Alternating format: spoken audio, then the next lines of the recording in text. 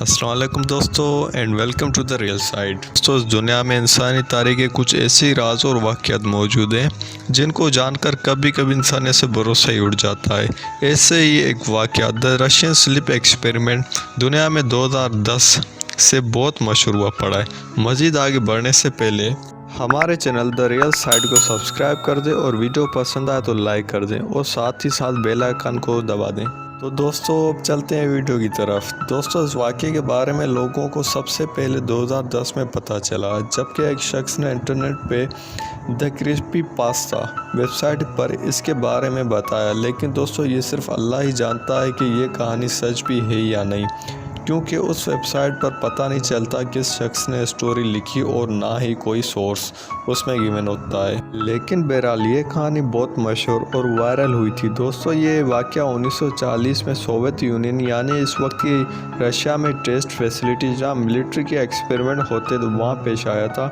इस एक्सपेरिमेंट का मकसद ये जानना था कि इंसान बिना सोए कितने दिन ज़िंदा रह सकता है। इस एक्सपेरिमेंट के सब्जेक्ट के लिए 5 वॉलंटियर वार प्रिजनर्स को चूज़ किया गया था, क्योंकि उनसे वादा किया गया था कि अगर वो बिना सोए 1 महीने ज़िंदा रह सकते हैं तो उनको आज़ाद किया जाएगा।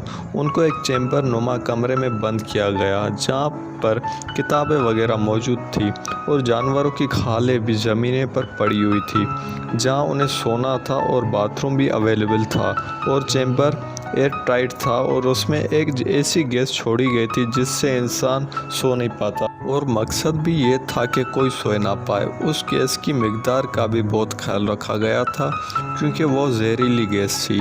उस टाइम में कैमरा वगैरह नहीं होती थी, इसलिए उन पर नज़र रखने के लिए खिड़की नुमा शीशे लगाए गए थे और उनकी आवाज़ों को सुनने के लिए माइक्रोफोन्स भी लगाए गए थे। दोस्तों फिर वो प्रिजनर्स उस चैम्बर में गए। शुरू वाले 3-4 दिन तो सब सही चल रहा था, आपस में बैठे बात कर रहे थे और अपनी ज़िंदगी के वाक़यात एक दूसरे से बयान कर रहे थे और साइंटिस्ट उनको सुन रहे थे। लेकिन 5वें दिन पर उनका बिहेवियर थोड़ा तब्दील होने लगा।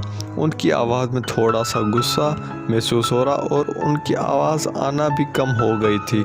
दोस्तों 9वें दिन पर कुछ बहुत ही अजीब हुआ।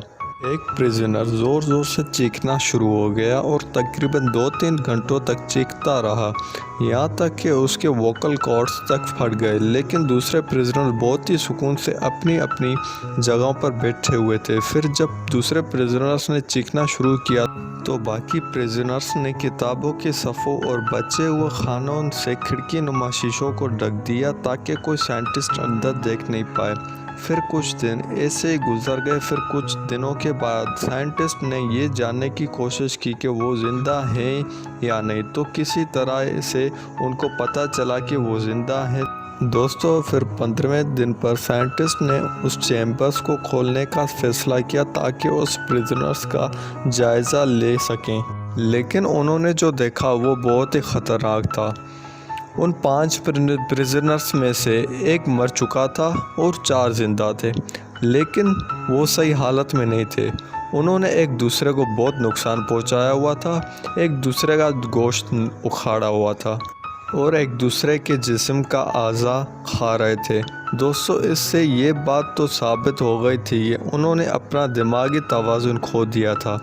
फिर उन साइंटिस्ट और सोल्जर्स ने उनको चैम्बर से निकालना चाहा तो वो शदीद इनकार कर रहे थे।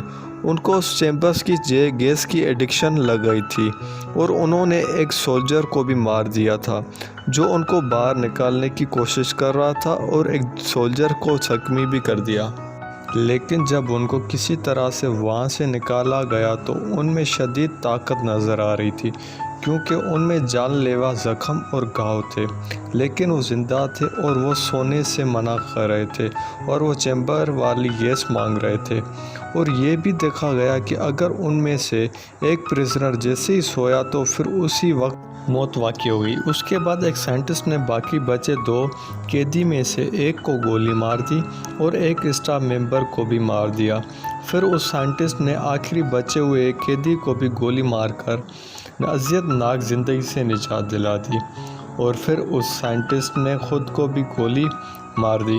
और दोस्तों कहते हैं कि फिर उस चैम्बर को बंद करवा दिया गया था कि ताकि वो बात दुनिया के सामने कभी ना आए।